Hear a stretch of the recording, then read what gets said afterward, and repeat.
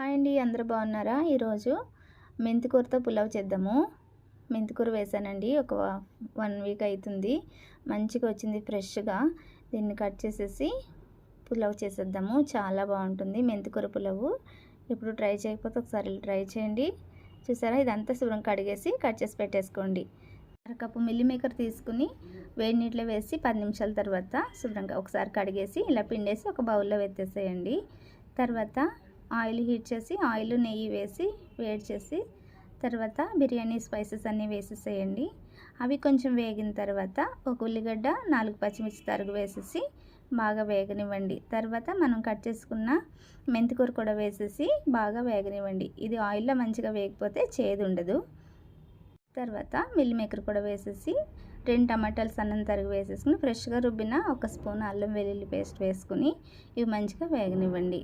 తర్వాత కొత్తిమీర పుదీనా వేసుకుని ఇది కూడా పచ్చివాసన పోయేంత వరకు వేయించేసుకుని రుచికి సరిపడగా సాల్ట్ వేసుకుని లిడ్ పెట్టేసి కొద్దిసేపు మగ్గనివ్వండి.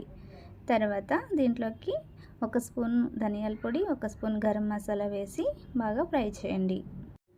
ఇవి బాగా ఫ్రై అయిన తర్వాత గంట సేపు నానబెట్టుకున్న 2 గ్లాసులు బాస్మతి రైస్ వేసి ఒకసారి ఇలా కలపండి. ముక్క విరిగిపోకుండా మంచిగా కలిపేసి 1కి 1.5 గ్లాసులు నీళ్ళు చొప్పున 2 గ్లాసులకి 3 గ్లాసులు నీళ్ళు పోసేసి సాల్ట్ చెక్ చేసుకుని మూత పెట్టేసి ఉడకనివ్వండి. సగం ఉడికిన తర్వాత నీళ్ళన్నీ కొంచెం ఎగిరిపోతాయి కదా, అప్పుడు సిమ్లో పెట్టుకుని ఒక 10 నిమిషాలు అలా ఉడికిస్తే సరిపోతుందండి.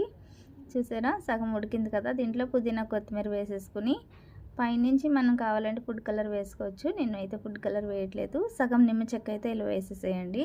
వేసేసి ఒకసారి మంచిగా కలిపేసి అలాగా 10 నిమిషాలు సిమ్లో ఉడికించేసేయండి. చాలా బాగుంటుంది. చూసారా, ఈ విధంగా పొడి పొడిలాడుతూ వస్తుందన్నమాట.